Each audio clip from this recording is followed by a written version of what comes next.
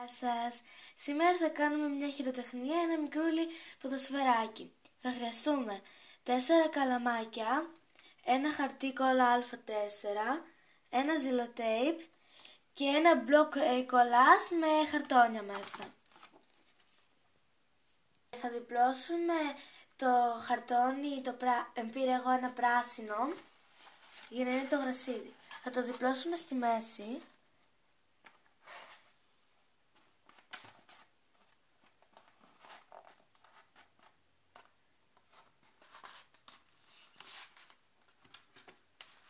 Καλά, το τσακίζουμε.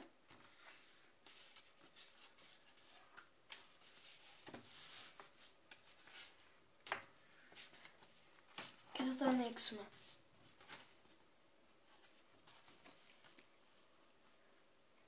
Το τέρμα θα είναι 2 καλαμάκια. Θα βάλουμε το ένα εδώ και θα το κολλήσουμε με ένα ζυλοτέιπ.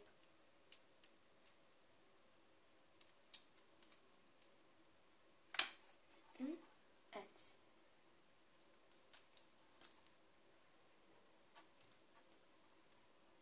Παίρνουμε και ένα ακόμα ζυλοτέιπ λόγως ασφαλείας.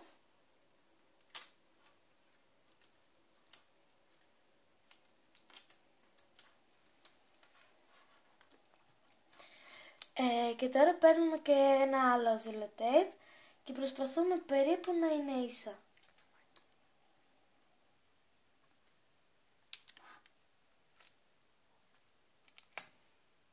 Το ασφαλίζουμε το καλαμάκι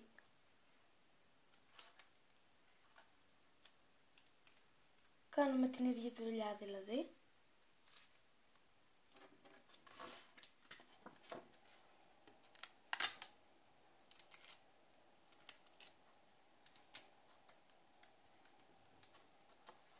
Ωραία. Τώρα έτσι όπως είναι θα τα διπλώσουμε και θα τα φέρουμε μεταξύ μας ώστε να κάνει περίπου κάτι σαν ένα σχήμα. Πρέπει να βρείτε ακριβώς το ίσο ύψος να έχουν και τα δύο.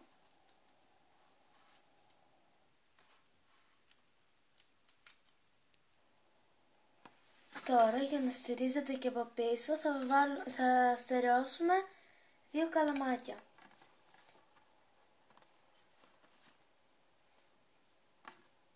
Κάπως έτσι.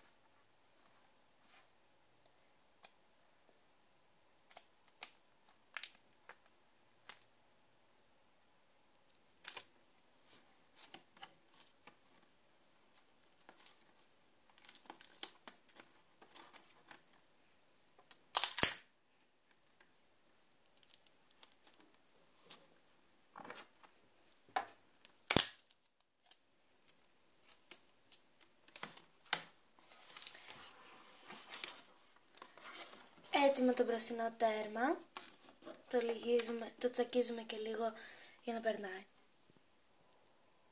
Τώρα παίρνουμε την κόλλα Α4 και την τσακίζουμε περίπου, δεν έχει ακρίβεια και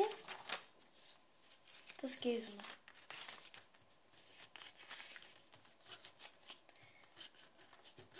Την κόλλα Α4 τη χρειαζόμαστε για να κάνουμε την μπάλα μας. Παίρνουμε από εδώ και αρχίζουμε να τα τσακίζουμε για να το κάνουμε μια μπαλίτσα.